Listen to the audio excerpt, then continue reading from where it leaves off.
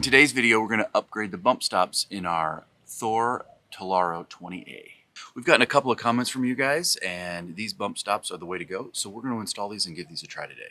It should be as easy as climbing underneath the van, unscrewing the existing bump stops and screwing these back in. And then we'll put a little Loctite on there. But who knows? We'll have to give it a try and see.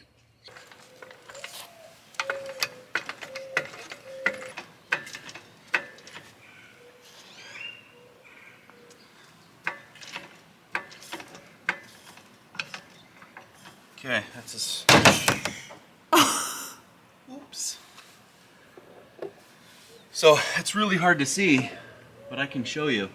All you really need to do is get enough space in there so you can thread that existing bump stop out and then thread the new one in. Right there is the bump stop that we're going to take out and put the new SumoSpring in. It is quite tight.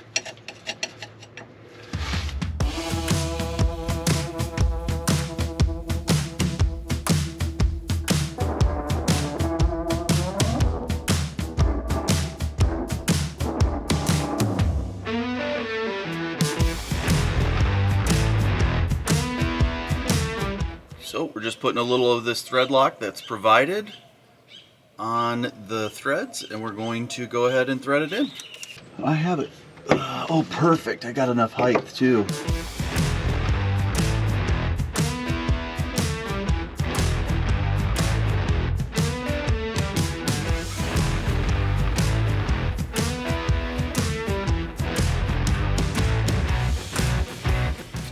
Well, I mean, seriously, there's enough threads on there.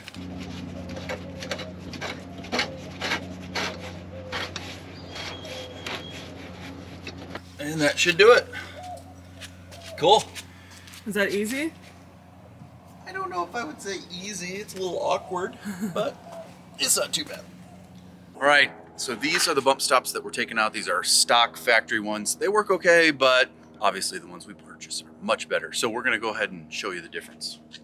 So here's the difference in the SumoSprings versus the stock bump stops. As you can see, these are totally different.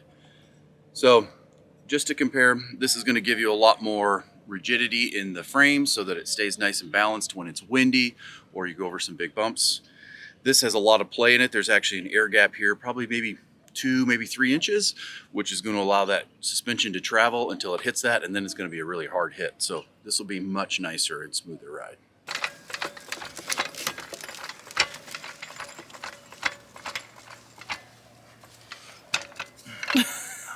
I always have to hurt myself.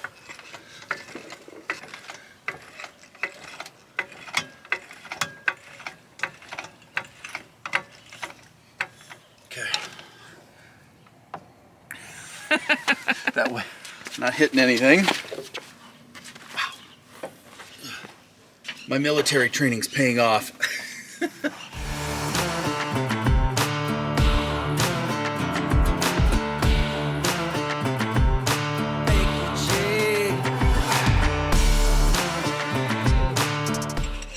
Giving you problems?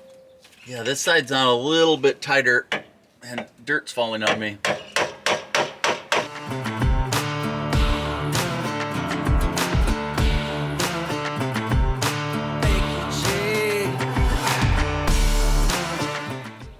Done. And that one had some goo on the threads that made it a little more difficult to get off.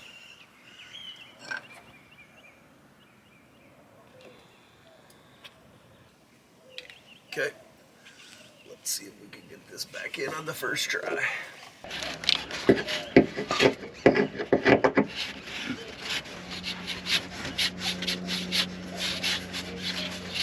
Kind of boring. Almost there though. And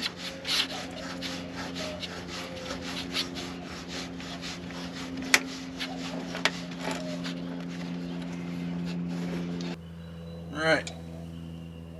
Done? All done. It's time to get out from underneath this wonderful thing. All right, so we're all done. Let's put everything back together and see how she drives.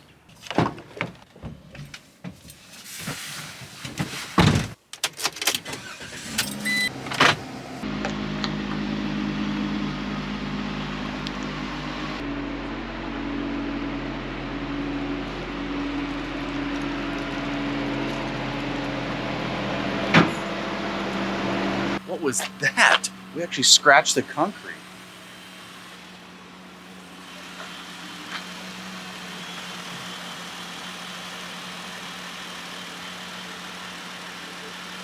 It's our skid plate. We've actually got a small skid plate in the front of the van, which I didn't know we had, but it actually hit the ground as I was backing up. The only thing I can think of is that the back end is up higher now because those springs are stiffer, so the front is pitched forward just slightly. So that'll be something we'll have to watch out for. Finish backing up here. Okay. So my initial thought, just going over the bump in the driveway, was that it was a lot more like stiff. The back end didn't like bounce as it went over it. It just was, it felt very solid. So, oh, no body sway whatsoever. Of course we have that rattle, but that's for another day. So let's see, how does it take this turn? I would say that was worth every penny just from the 2 experiences we've had with the turns and the bump in the driveway. Worth it. So worth it. Definitely feels solid. It doesn't feel squishy. Would you agree? I would 100% agree. This thing doesn't feel like it's swaying any longer. It always felt like, I don't know, like it could topple, but it feels good. It feels solid. Oh, we just went over a bump. It felt way more solid than normal. I like it. Yeah, I'm impressed. I am very impressed. And I'm pretty hard to impress, I have to admit, but this is nice. So let's see how it handles this U-turn. See, there's no body sway in the back, especially in the back. Be interesting to see how it does on the highway. But, all right, I kind of wanted to hit that bump square. Maybe it's because I just went over it fast. I don't know.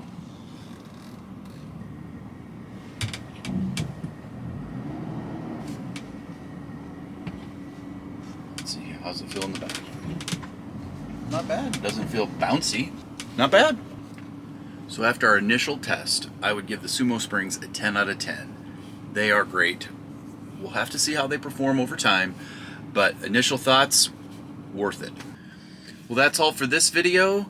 In the next video, you'll see us dealing with some more warranty stuff, which you guys know we've struggled with, but we're going to get that resolved hopefully very quickly. We'll share that with you, and then we'll be on to some more adventures. That's all for today. Bye, guys.